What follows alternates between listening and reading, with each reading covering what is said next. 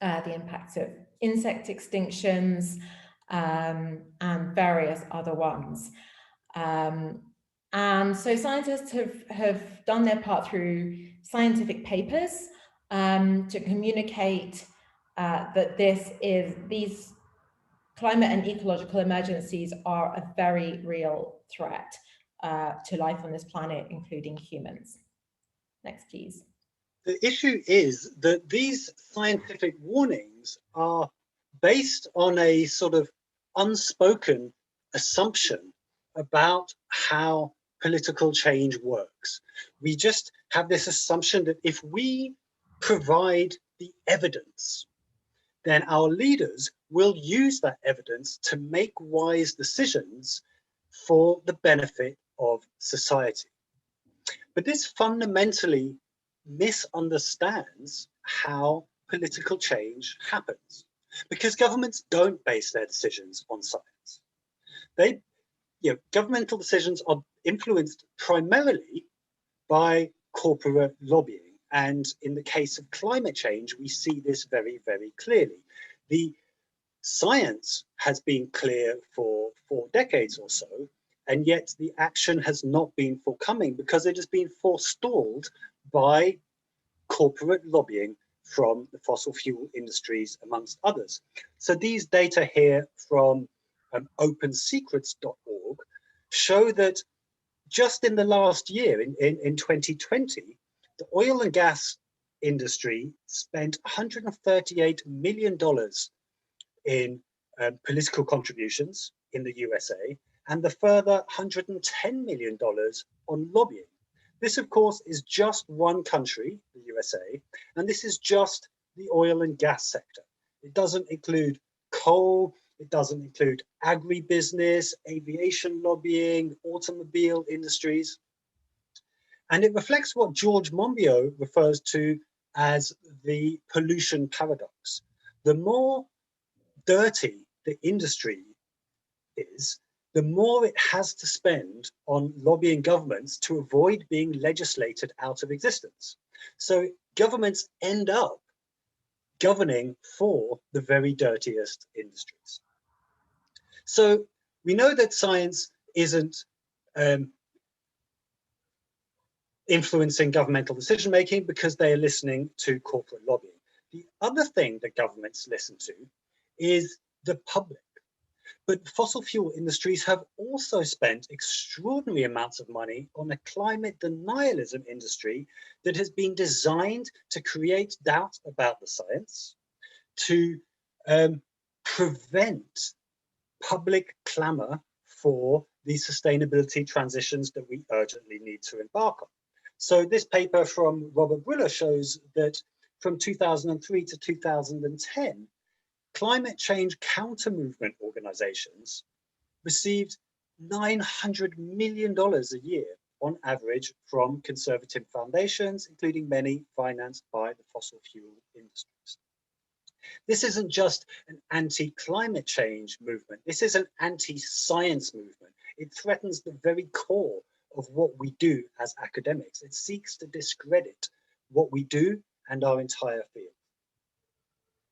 So what we see is that science's theory of change is actually based on false assumptions, and that particularly in an emergency, the simple provision of information is no longer enough to catalyze the transformative changes we need. Thanks, Charlie. And, you know, Stuart was talking earlier about those personal actions and social actions. And, you know, as scientists have tried to act in our own lives, we have taken personal decisions about who we vote for, about, for example, signing petitions for more climate action, about trying to reduce our own emissions or our own ecological footprint, and even some of us going as far as going on things like the March for Science. And these are all good things to do. I've done all of them. I think many of us have done all of them. But as we see it, because of the pathway we're on, it hasn't been enough. Next, please. So that's why we want to talk today about the power of non-violent civil disobedience. This is going to be a bit of a brief touch on some of the ways in which it's been used in the past and could be used in the future. So non-violent civil disobedience can be defined as the active refusal of a citizen to obey certain laws, orders, or commands of a government or occupying power. And we can, there are many very famous examples. So some of the most iconic include the suffragettes engaging in many non-violent civil disobedience actions, such as chaining themselves to railings in order to demand the vote for women. We also see iconic actions like Rosa Parks sitting in the whites-only section of the bus and refusing to move. That's an act of civil disobedience. Mahatma Gandhi's Salt March and other acts to free India from British colonialism. And of course, across much of the world, especially in much of Latin America, roadblocks, which are civil disobedience, are used for many different protests, for many different causes. Here in the picture, to protect land, indigenous land in the Amazon from destruction. Next, please. And one of the interesting things in recent years has been the discovery of how powerful non-violent protest can actually be. So many of you may be familiar with the now very famous work of Erica Chenoweth, who is a social science researcher and who was really interested to find out whether non-violent campaigns could actually be successful. And her research started out with a premise that she thought it wouldn't be. Now, interestingly, when she she delved into the data, compiled a huge data set with very strict parameters of what she defined as non-violent, what she defined as successful, and so on. And much to her own surprise, found out that not only were non-violent campaigns much more likely to be successful than actually violent campaigns, demanding social change, but actually that with a relatively small number of people engaging, those nonviolent protests really changed. And part of her theory for this was partly that when actions were nonviolent, that very large sections of the population felt that they could join in with them, felt that they could support them, and that this made it far more likely that 3.5% or more of the population would become actively involved and in a sustained manner, and that active and sustained minority actually represented a far larger support in the population of sort of quiet support, and that governments realized this. And this research has been really, really critical for many of the nonviolent civil disobedience movements that we see today engaging in action for the environment. Next, please. So, well, we're going to be talking mostly today about that kind of action, but we'd obviously like to put in a couple of caveats. For example, that we do know that, of course, people are not equally treated by the police, meaning that civil disobedient actions are not, equally accessible to everyone. And also that this is just one way out of many to have an impact. So there are many other ways in which people are, using that community, that power of community and that group movement effect to make change, for example, through group lawsuits. But this is the one that we wrote the paper about. So this is what we're going to be focusing on mostly today. So 2018 to 19 saw an absolute tidal wave of non-violent civil disobedience for environmental causes around the world. Of course, very famously, Greta Thunberg's, next, back please, thanks. Greta Thunberg's solo school strike quickly rocketed, grew hugely, with millions of people around the world taking part. And of course, it's really important to remember that refusing to attend school is an act of civil disobedience. And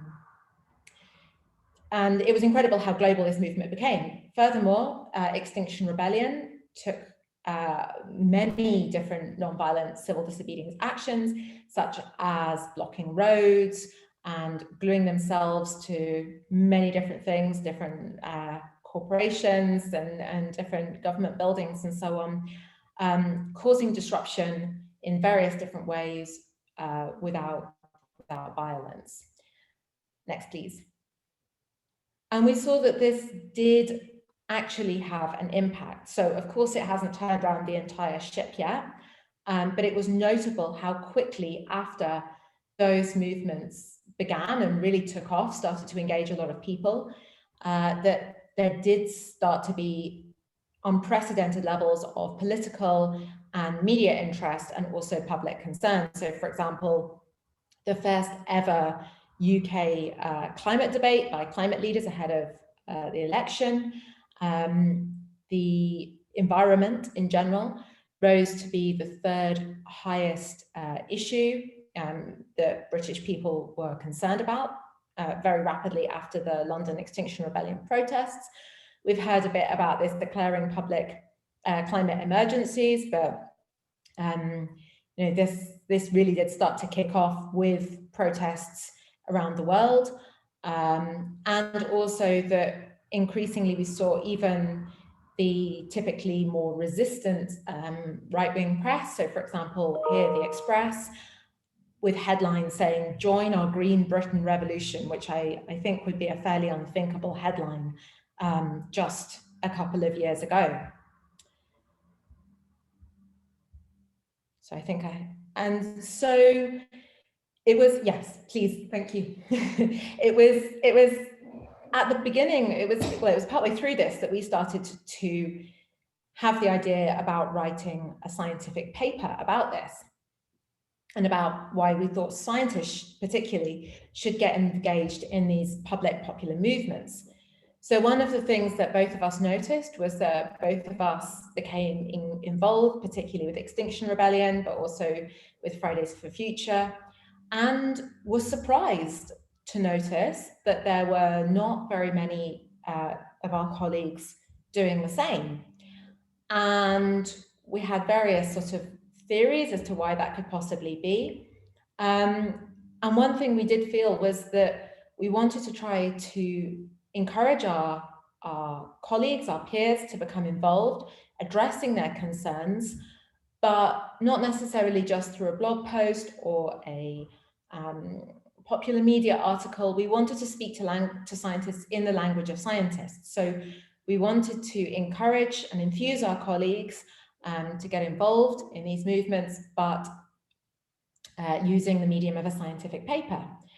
And we decided to try and publish in a nature journal, because this put a very establishment stamp as the, you know, sort of premier scientific journal in the natural sciences, or in, I guess, in all the sciences. That this put a very establishment stamp on the very anti-establishment message that we were giving. Next, please. And so we're going to go through some of the arguments that we made in that paper. And one thing so we just want to sort of kick off by saying, why should scientists engage in non-violent civil disobedience movements? And there's many different reasons. One of them, I think, is very much the thing of seeing who is, people notice who is giving a message. So for example, you can notice in many of the media coverage of different activist groups or of different activist actions, the media often focus on people who look perhaps very counterculture, very hippie or so on, and use that sometimes as a way to try and discredit the message by saying, you know, to their more mainstream audiences, these are not reliable messengers in the kind of the subtext, and also these are not necessarily people like you. And there's, you know, there's huge arguments that can be made around all of that. But what we thought would be very powerful is if scientists who visibly identify themselves as scientists are attending these protests, are committing acts of civil disobedience, and are giving the same message as, you know, the activists around them. And so the idea was born of attending protests wearing the, you know, iconic instant signifier of a scientist, the lab coat. And so at the top here, we've got a picture of Charlie giving a talk in the Extinction Rebellion Citizens Assembly in London in his lab coat. In the middle, that's me in a tent which is strung between traffic lights on two sides of a traffic intersection in the middle of Berlin. Also in my lab coat, very effectively blocking the street there. And below there is an image of many, many scientists in their lab coats protesting and calling on the UK government to listen to the climate science. And having these messages who are, you know, we know that from polling data that people by and large trust scientists, by and large think that they're reliable messengers. So having people who are identified as scientists giving this very urgent, very powerful message that they are willing to engage in non-violent civil disobedience actions, that they would go as far as to do that, very much legitimizes the call to action, which has been, you know, given by so many amazing activists around the world. And another reason for scientists to engage in these kinds of actions is that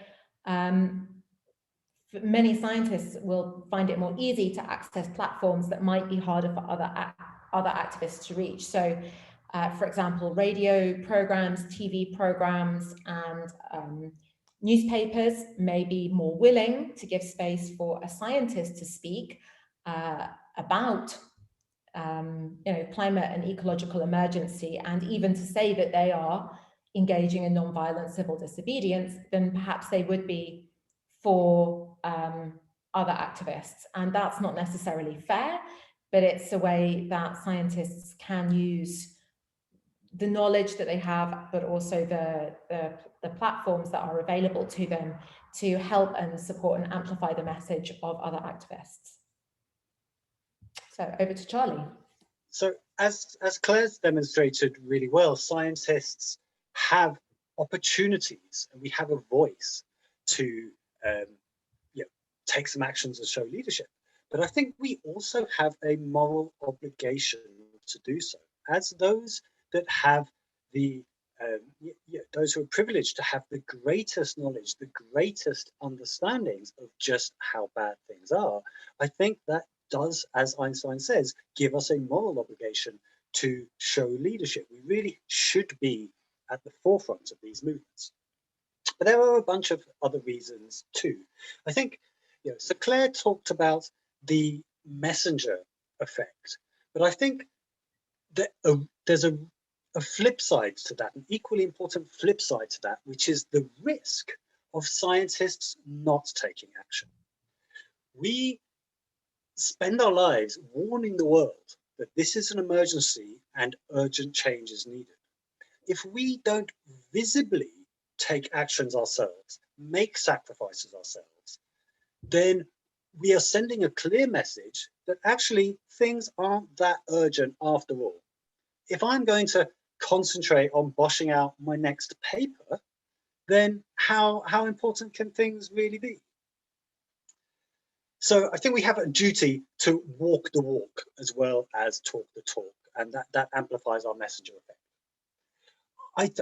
As well as the moral obligation of our knowledge that Einstein pointed out, I think we have a particular moral obligation to join these movements because we instigated them. It was our science that got people so scared. We have spent decades telling people that they should be really, really worried about the state of the world. And they have now taken our message to heart to such an extent that they're taking to the streets to fight for it. And yet we're not there in support of them. And this just seems, this is a moral failing on our part, it really is. And then finally, I think we need to, you know, this is a difficult struggle we're all in, and we need to take care of ourselves. We need to take care of our mental health. And I think one of the most important things to keep us sane is knowing that we did what we could. For years, I think many of us have excused ourselves from taking further action because we have said to ourselves that we're already doing a lot. We're already doing the science, and that's a huge contribution. That's enough. I've done my part. Well, as I hope we've showed, science isn't enough anymore. And, you know, we've used this word emergency. Everyone that's spoken today has used this word emergency. Many of the scientist warnings that Claire showed talked about this word emergency. And this was a very carefully chosen word. The word emergency means that we stop what we're doing and we take urgent action to address the task at hand. But I think many of us have our heads in the sand still. We have not really internalized what acting in an emergency means. And my big worry is that for many of us, we'll live futures full of regret that we didn't take the action that we could when we could. Now, one of the arguments that people use to suggest that scientists shouldn't engage in advocacy or civil disobedience is that scientists have a duty to be detached, value-free observers. We hear this all the time, but honestly, I think this is nonsense. Look at medicine. Medicine is a clearly normative, value-driven science. Nobody ever bats an eyelid when we see doctors advocating for particular political positions. If you saw a doctor advising, urging the government to introduce legislation on dietary sugar or advertising sugar to children, nobody would ever say, that's not your role. You should just provide the information and remain detached. We take it for granted that that medicine is a value-driven science. Claire and I are both conservationists. Again, this is an explicitly normative science. We take as our starting position that biodiversity and functioning ecosystems are a good thing, and that we must provide the information that will help us conserve them and retain them. So clearly, I think adopting a position, being an advocate, is not something that scientists should avoid.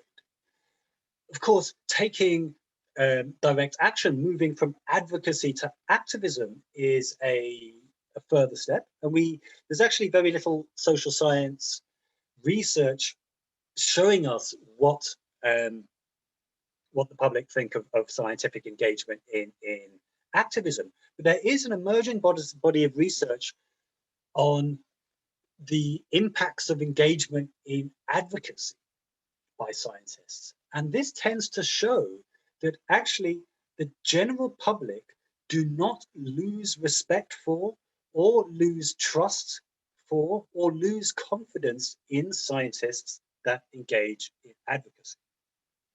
In fact, paper published in Environmental Research Letters just a couple of months ago shows that the general public in Germany and the USA and climate scientists themselves all believe that climate scientists should be doing more to engage in advocacy.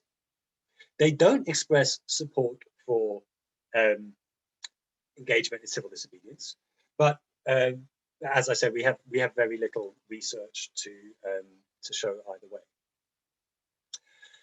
Regardless of whether it impacts our scientific credibility or not, engagement in activism has a very long and proud tradition in science. So NASA scientist James Hansen, this is the same James Hansen whose testimony to Congress in 1988 or 1989 was so influential in sparking the global public interest in climate change. he has been arrested for trying to blockade fossil fuel infrastructure. So have other scientists like the two on the bottom here, Lynn Crombie and Alejandro Freed. And they join, as I said, a long and proud tradition. Carl Sagan was arrested for blockading nuclear weaponry.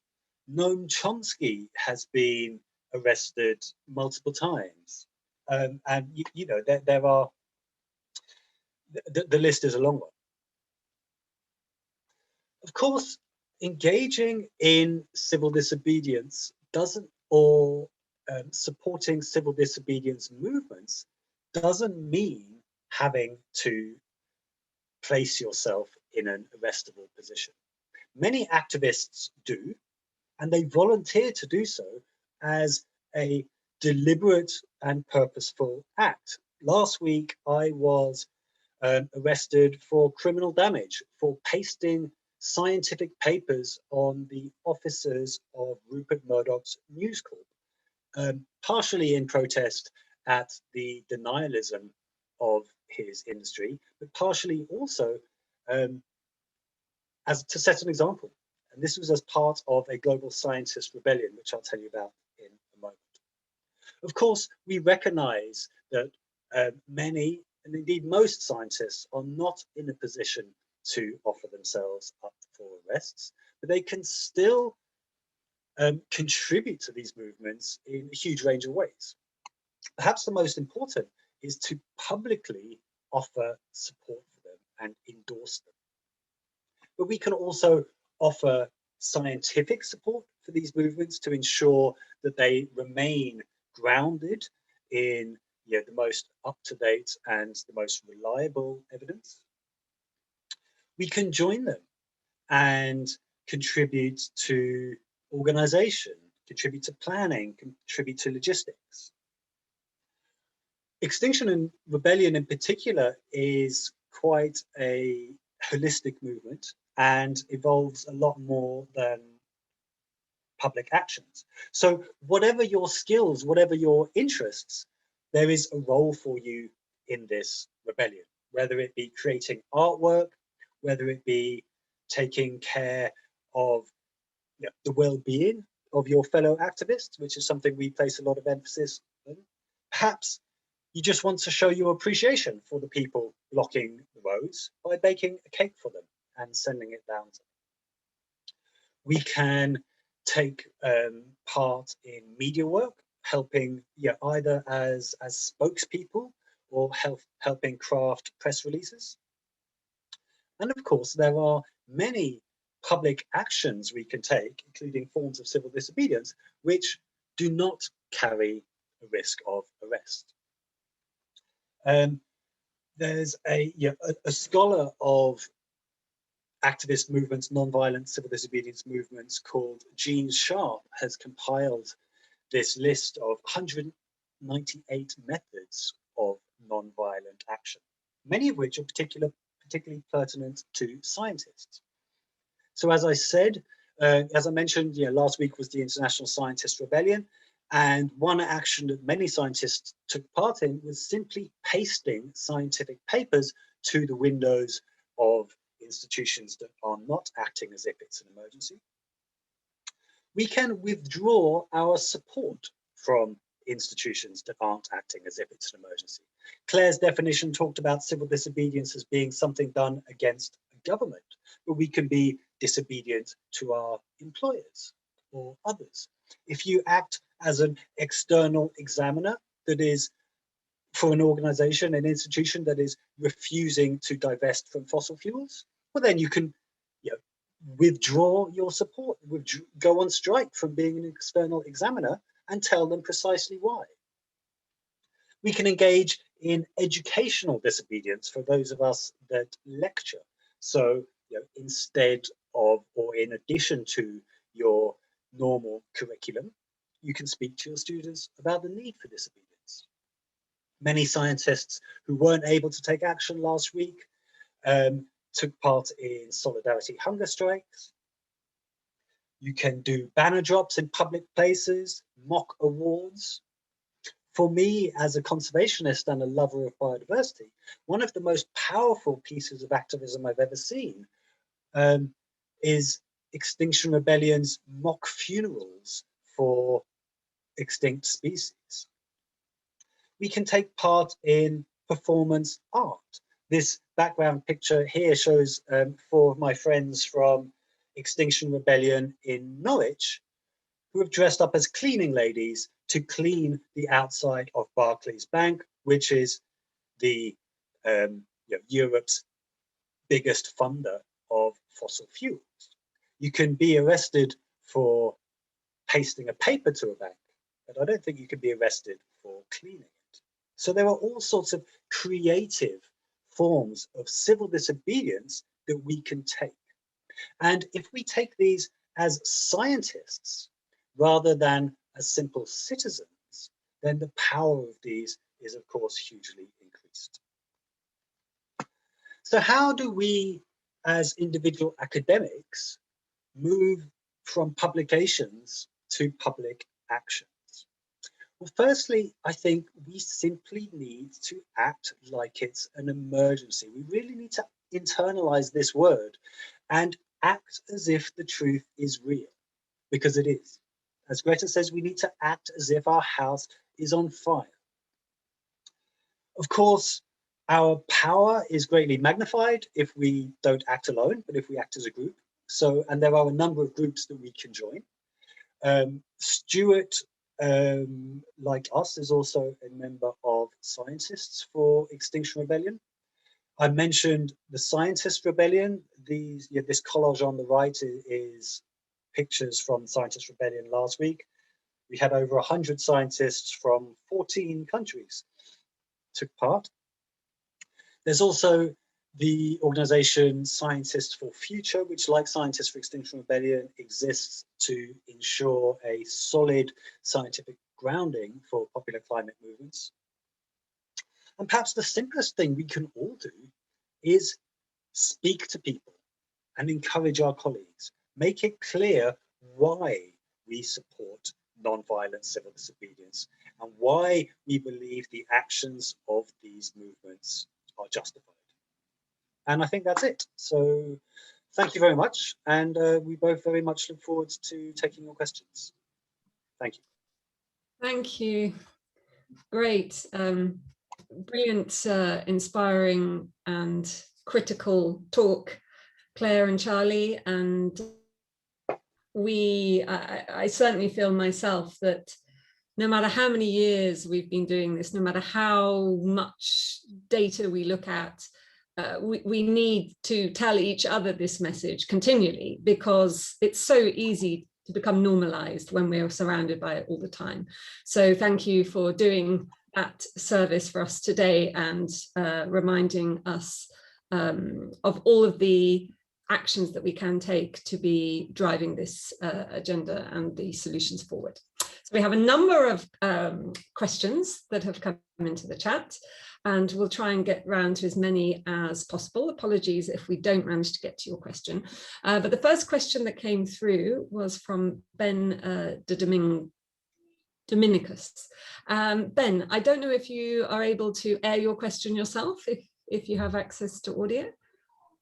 Yeah, I'm just wondering, what is your experience of working with, partnering with religious faith community leaders to magnify your message publicly?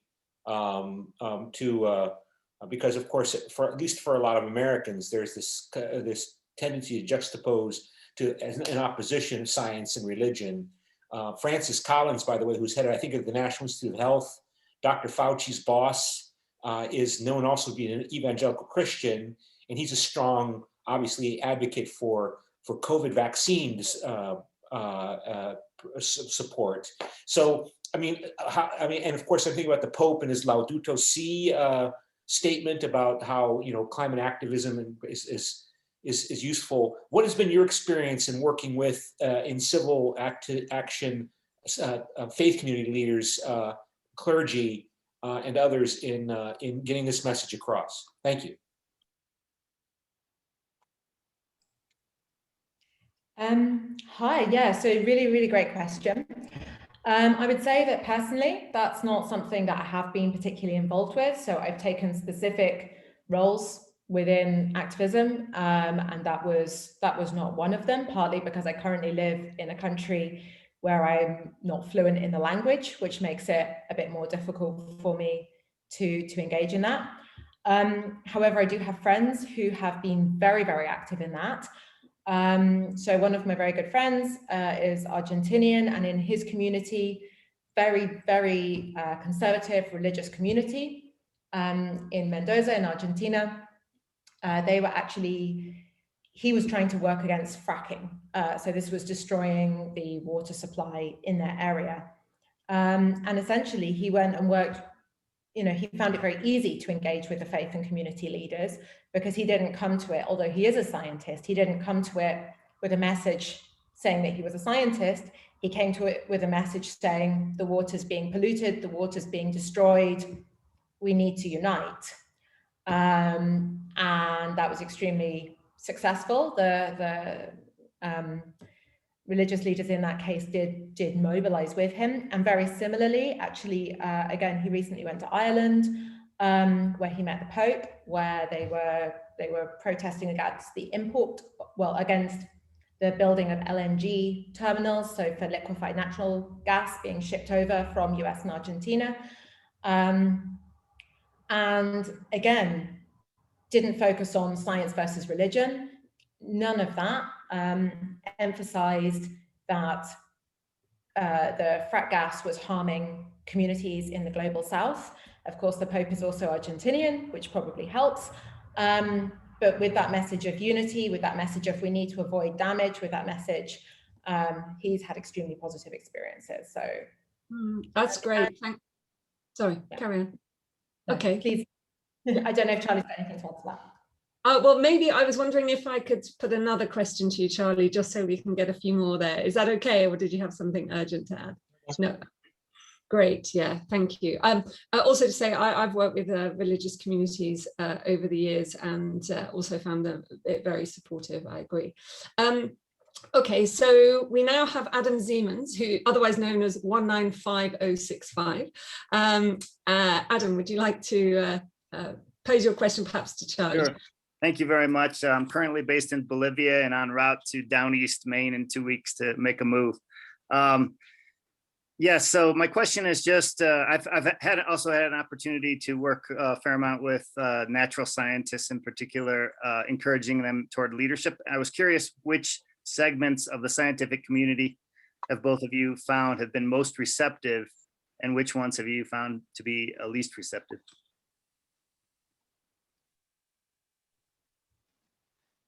I'm not sure I actually have an answer to that, I'm afraid. I think possibly, I'd say sustainability scientists. And in fact, I think behavior change scientists like Stuart and another gentleman, Steve Westlake, who's on this call, do seem to be quite prominent as and quite vocal online as advocates for engagement in activism. And this is perhaps because, as Stuart has talked about, they fully understand the interplay between individual actions and the system change that we need, and they understand the power of highly visible advocates. Unfortunately, I found the least so two groups actually that I find tend not to be very engaged are climate scientists and conservation scientists, who are those really on the front lines of scholarship in these fields. And I wonder if that is perhaps related to what I alluded to before, this sense that we're already doing a lot, so and that our work is really important. So that's enough, and I'm not obliged to do more. Thank you. Yeah, fascinating question and fascinating answer. Okay, we have Vindya. Vinja, it was more of a statement than a question, but this is an opportunity if you did have a question to pose it. Yeah, thank you, Victoria. Actually, thank you very much for interesting presentation. And my question is, of course, that non-violence public disobedience is good for the general awareness, and especially for awake the people and all the politicians and also the politicians. But my question is, do you think that it is this is a sustainable way? Because like the communities and the different countries, the situations are different. Sometimes that the societies take this is in a different way. Like for example, like the more liberal societies, they take it in a very advanced way. But some traditional societies, do they take it in the same way? Like for example, in countries, some developing countries, their priorities are different. So I don't think like, for me, I don't think like this is good way to this kind of the disobedience, but I think there should be a science policy dialogue.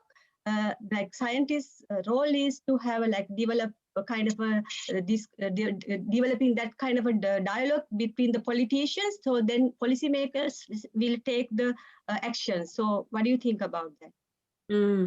Okay, thank you, Vinja. So who would like that? So the question really, should scientists, instead of taking an activist role, take a facilitating role between politicians and society to get things going? And I mean, maybe it's an and, but are there different circumstances where you think that needs to be the focus?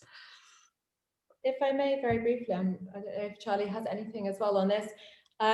Firstly, that of course we're very much not saying that civil disobedience is the only way to have an impact. We're just putting it as one tactic that perhaps has been underutilized and where scientists' involvement could make a huge difference. And of course, circumstances are very different between different countries. I think things like the IPCC and the UN framework of Convention of Climate Change already provides this science policy dialogue, at least on a global level. Of course, more efforts are always welcome. But I do think that, as Charlie said, scientists have done a lot to present the facts to politicians in many, many different ways. For example, particularly the IPCC authors, working extremely hard to combine that and present it to scientists, and it hasn't led to enough change. And one thing I would say is that I think, of course, every context is different. Some countries it's far more dangerous than others in terms of police retaliation to engage in non-violent civil disobedience. But in terms of how it's received, some of the most full-on movements in many ways, some of the most engaging actions in non-violent civil disobedience do occur in the global south. My partner's Latin American and was extremely concerned when I said I was going to get engaged in non-violent civil disobedience the first time, and he was so worried. And then he asked what non-violent civil disobedience was, and I said I was going to block a road, and I thought this was really dramatic, and he just laughed and was like, "Oh, blocking a road in Bolivia, we call that Tuesday, like that's nothing, come on." And there have been many different very striking and engaging non-violent civil disobedient actions for the planet, also in developing countries, which didn't lead to retaliation because they weren't causing enough confrontation with the police. So some amazing actions in Indonesia and so on. So I think there's range for a wide variety of tactics, and it shouldn't be limited by global north, global south. Thank you, Claire. Yeah, thank you. Absolutely. Okay, so we have a question now, which interesting, and obviously Claire and Charlie, you have a contribution to our special issue that will be coming out, and we look forward to that being published. And this question from Yankee takes us into that realm of organizational change. So Yankee, would you like to air your question? Yeah, thank you, Claire. Thank you, Charlie, for all the explanation. It was really awesome. And apart from nonviolent civil disobedience, which you already explained very nicely in detail, I want to know how organizations can play its role, because if each company or each organization can play its role in the environmental sustainability, which they are doing. Like we are seeing it more and more. And I've also been observing that companies which are environmentally sustainable, their stock prices also rise up. So it does help to some extent, but how can we have certain policies made up in a way that they will be indirectly forced to follow it? So in that way, we can meet our targets in the next 10, 20, 30 years. If you don't mind, Claire, I'll have a bash at this. That's a really interesting question. And of course, our emergency is such an all-encompassing one that all sectors of society have to embark on this transition together, and all have to show leadership. But to be honest, I don't know if the strings we can pull are really that different depending on the different types of organization. So take our employers, for example, whether that be a corporate body, a public body, or a university. Now, these organizations will respond to two different types of pressure. One is the rules of the game, the legislation and the incentives, which are set from the top down by governments. So by putting pressure on governments, they change their legislation, that changes corporate and institutional behavior. The other thing is pressure from below, from their customers and from their staff. And again, I think civil disobedience has a key role to play here. For me, as an academic, I'm quite fortunate in that my employers have, the University of Kent, have empowered me. They're now paying some of my time to, as sustainability leads, to embark on these sustainability transitions.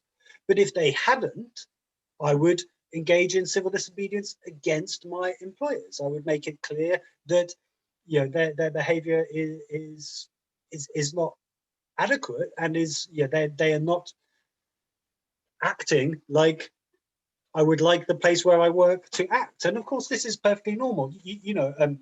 Employment, labor strikes are a very widely recognized tactic for staff to promote change in their organizations, and we use them for all forms of change. Why not also for to encourage them to embark on sustainability transitions? Students, of course, are hugely powerful in the academic sector. Students are much more powerful than staff. Staff can be replaced. There's lots of academics looking for a job. Students are paying money and you want to recruit them. So students have a hugely powerful voice. Personally, in trying to encourage my university to transition, I don't use my own voice to encourage them. I encourage my students to use their voice because I recognize that they're that much more powerful than I am. So yeah, I don't know if that's answered your question, but there's some thoughts anyway. Oh, thank you so much, Charlie. Thank you. You did. And yes, that makes sense, that empower your students in a way that they raise their voice. Yeah, it's only the fine line, like how we do that successfully in a way that the voice reaches where it should reach. That too, without, because some are not unionized, some are. So those differences also play its role. And there are people who always care about their job more than, the rest of the things happening in the world. They don't think that, okay, I'll find any job. I'll sustain, but they look for that. So yeah, those ethical issues and all of these play its role. But thank you, so interesting. You guys have. Yeah. And of course, we recognize that taking such actions requires a certain degree of privilege and security to be able to take risks. Yes. But those with privilege have to show leadership. Yeah, that's a very good way of putting it. And that's where that list of all the different types of civil disobedience, and I think that idea that we act as a community and we do what we can. and what we can, and not just what we can because we have the privilege, but also because of the best, most powerful way to use our voice. And that leads us to the next question, actually. So, for example, I've chosen a very particular way to use my my power in the system, you might say, that I think is the best role that I can play. But I know that means I have to, there are certain things that I couldn't do because I would lose that power that I feel that I have in the system. And that leads us to the next question, actually, by Christine, who is essentially posing a question about, is there a point at which doing certain things will actually take away the power as scientists that we have to actually make the change? Christine. Thank you so much. And thank you so much, Charlie and Claire, for wonderful empowerment. Now I'm an activist before I became a junior researcher, so you can imagine how happy I am to hear this lecture. Now my question is, because I'm also trying to, in my small academic circle of architecture in Denmark, in the architecture school in Copenhagen, trying to encourage my colleagues on doing some actions in this against freeways and building more bridges in Denmark. And I feel that the reaction is that they react fearsome to actually be labeled politically if they go into these sorts of actions, and not even disobedient actions, but just, you know, writing comments in the newspaper and so on and so forth. So what would be your advice on how to actually persuade scientists to go in and take action? And because obviously, as Victoria said, there is a risk that you lose power, that you're labeled in some way, that you lose your access to the platforms that you spoke of, our privileges. I don't know if Charlie's perhaps better placed to speak to that than I am. I maybe have a couple of comments, but I think Charlie possibly has more insight here. Go for it. Oh, Go. no, I was Okay, going to say, I really probably don't have so much to add. Yeah, I'd hesitate to get. So I think you're right. Your point follows on from what Victoria said, and I think there are trade-offs.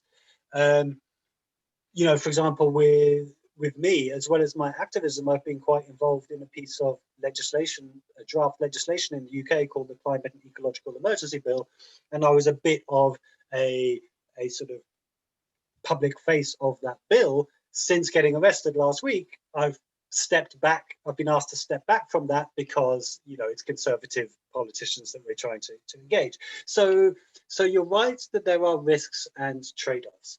In terms of, you know, strategies for trying to encourage scientists, I think I'd hesitate to give a blanket answer, because I think one of the keys to communication is to mold your communication to your audience, to understand what motivates and what interests your audience, and you know, to build your arguments around that. And of course, you know, academics have different incentives. Some of them just really are only motivated by high impact publications, and we probably can't reach them. Others are more interested in real impact, not citations, but having an influence. So I think, firstly, I mean, it's the same with climate communication in general. Don't waste our energies on the lost causes. Focus on the people in the middle who can be swayed. You know, I never spend any time arguing with climate denialists. They're denialists. Who cares about them? I communicate to the people that know and care and are on the cusp of doing more. So I think pick the low-hanging fruit, pick the people that can be reached, and speak to them about having real impact rather than citation impact. And then I think the other thing is just talking about, in terms of the emergency. I keep coming back to this, but you know, this is the next few years are the most important few years there have ever been and will ever be for humanity. You know, we have a huge struggle that we have to win now, and it is an emergency. Perhaps also speaking to them about the future. You know, there's no H index on a dead planet. Who cares how many citations you got before civilization collapsed if civilization is going to collapse? So yeah, I don't know, I'm waffling on a bit, but I think mold your message to your audience. Okay, so yeah, what I'm hearing is that yes, there are times at which there are things you need to maybe some people can get more involved in civil disobedience and others less so, but wherever you are, you can, the way that I call it is a spectrum of chameleonness. So you can adapt your message so far before you become not credible, and you just have to work out what that spectrum is and how you speak to those audiences in a way that's real for them, but also authentic to you. And yeah, absolutely. And art, I think there's a whole book there, Charlie and Carol, the art of that. Okay, so yes. Extremely quickly, sorry, I'm aware that we're a little short on time, but also, you know, Christine, I think it's also really important perhaps to point out to colleagues that people have managed to, you know, to be involved in non-violent civil disobedience, be arrested, and it has not harmed their reputation, nor their academic career, nor how they are perceived within the university. Charlie got arrested last week, he's still a lecturer. James Hansen got arrested, you know, these other professors, Alejandro Frid, Lin Kwambi, both of them professors, all getting arrested, not having any impact on their academic career. So I think that that's also that what's the point of having any power if you never actually use it or exercise it? I think. Yeah, absolutely. To be honest, this is the best thing that's ever happened to my career. It's been a huge boost for me. You know, I'm just a mediocre conservation scientist, but now I'm an outspoken scientist activist, and I'm much better known for that. Yeah, absolutely. And you know, there's also a question, and I know this within the purpose-driven organization world, is that if universities start to suffer from excellent scientists moving universities specifically because they will not support them in their activism, then universities are going to start to notice this. And we see that within purpose-driven organizations for sure. Okay, so I think we've got chance. I believe we go to about 22. Is that right, Elizabeth? If we go, give people 20 minutes, and then so that you've got time, because the next session that's coming up, and Stuart, we need to leave a couple of minutes for Stuart to introduce that, is going to be a high energy, intensive session, highly interesting. So we want to give you enough brain capacity to recovery time, you might say. So the next question is from, oh, and sorry, just to say that those questions that we don't get to, there is a discussion board, of course. You know, this is an asynchronous conference, and there's a discussion board. You can add your questions there and continue the conversation. So, but the next question we have is Sudeshna. Sudeshna, would you like to pose your question? Sudeshna. So I have some problem with my camera, so I'm unable to switch it on. Hope you don't mind. Is my voice clear? Yes, we can. Okay, so I just thought, like, if there is a scenario like government is taking initiative to construct a dam in a river, but the people who reside nearby the dam has got economic crisis, like they are kind of poor. So in that scenario, do you think that if they raise their voice, will that the government would take notice of that? Because they can't make a complaint to some online platform or something because they don't know how to do so. So will in that scenario, how it will work? Some advice. Okay, so Sudeshna, can I just check the question? You're wanting to know, for communities that don't have a voice, where something like a dam is being built, are you asking what the role of scientists might be in amplifying their cause, or are you asking a different question? Yes, actually I want to highlight that only, like if the scientists are saying that dams are required, but how do we make those people aware that yes, we need, but you have to relocate into a new area, or else they will say that we have got place attachment, why will we leave that place? So how to persuade that people? That's my question. Yeah. Okay, thank you. Charlie or Claire? Feel free to ask, obviously, any clarifying questions if you're unsure. Yeah, sorry, again, I'm not entirely clear necessarily on the exact question there, but I do think that, you know, that scientists having a platform to a greater extent than many people is a privilege, and one that should be used carefully, and also one that can be used to support communities who are undergoing damage from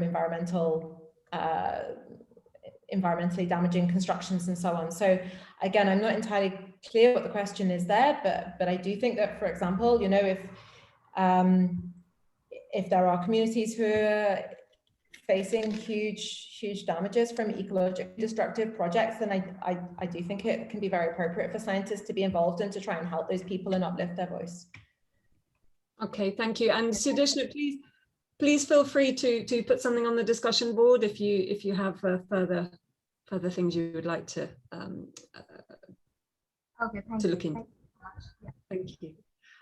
Okay, so I think we might have chance for one more question. Steve, a quick one from Steve. Steve, good to see you again, by the way. Yeah, and you. Thanks very much for the talk. Yeah, this is kind of a personal question in that I've noticed this happening to myself. So the question is, do you feel yourself being drawn back into normal non-activist life ever? It sounds like perhaps you don't, because you're both very active. But I've noticed that in myself. It's a sort of normalizing, oh, I've done some stuff, but now I'm going back to normal, as it were. And if you do feel that, where do you think that pull comes from, and how do you resist it? For me, it comes from professional organization, from professional obligations. We have things that we're paid to do, and those things have deadlines. So they always end up, top of the to-do list. And of course, when we're certainly when I'm in my work environment at university,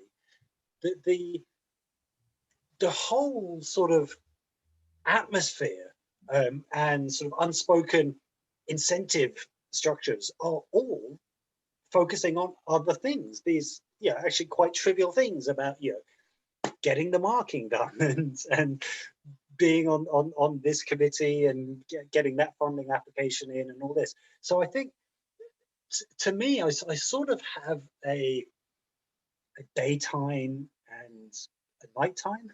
I think when my daytime is more focused on my professional obligations, and it's only when I get away from that and into meetings. So meetings of my local XR group or scientist XR group or others, I find are hugely important for me in reaffirming what's really important, fundamentally important, rather than just important to submit before the end of the week.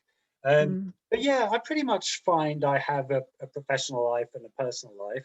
And as much as I try to use my professional position to promote activism, it's still largely, I do so in my own time rather than in my paid for time, if you see what I mean. So I use the platform my work gives me, but I do it outside of my work time. Thank you, Charlie. There's a really good tip there in surrounding yourself with people who can keep you doing the things you want to do there. Thank you. Claire, do you have 20 seconds wrap up you'd like to say on that? I'll try and do my best in 20 seconds. Steve, great to connect. Maybe let's chat a little bit more about this. I would say that I actually took an extremely different route. I think what Charlie's doing is absolutely incredible.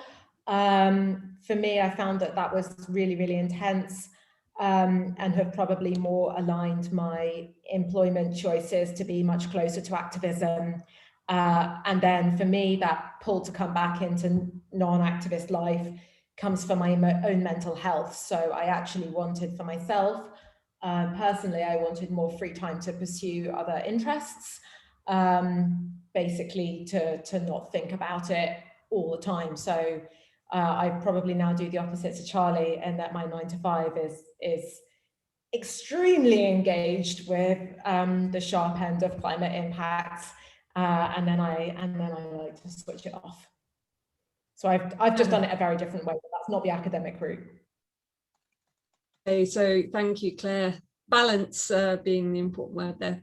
So before we leave the session, I just wanted to hand over to Stuart very briefly to close us off and tell us a flavour of what's coming in the session on the hour. Stuart. Oh, and sorry, and also to say a huge thank you to Charlie and Claire before I do that. Good.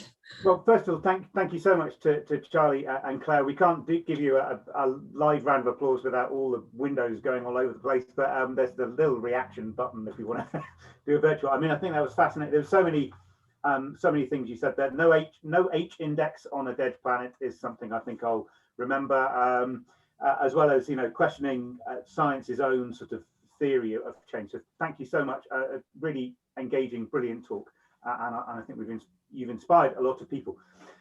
We are starting again at well, in 10 minutes, whatever that time is for where you are in the world. We are trying a new format this year, which is a series of lightning 5-minute talks. We had a lot of submissions this year, and we've selected just 6 of those talks that we'll be listening to in 10-15 minutes or so. We have work covering, among other things, Indigenous knowledge and agriculture, the links between climate adaptation and farming, the climate crisis reinterpreted as climate apartheid, the ethical and theoretical implications of anthropology, non-national climate action and approaches to raising climate change consciousness, which is the bewildering and dazzling array of talks to be slotted into half an hour. So really looking forward to seeing everybody on the hour. I just noticed that in the chat before we go, both Charlie and Claire have put their email addresses into the chat there. So anyone who wants to follow up with them, please do feel free to do that. And if for some reason you don't capture the email addresses, you can follow up with myself and Victoria. So thank you very much again to Charlie and Claire, and I hope we'll see you again soon. Thank you, Stuart. And also to say the link for the next session is in the chat. It's a different session, so you need to leave this one and rejoin. Thanks. And see the event schedule if you didn't get it by the time we end the meeting. Okay. Thank you, Charlie and Claire. Cheers. Bye. Thank you. Thanks, everyone.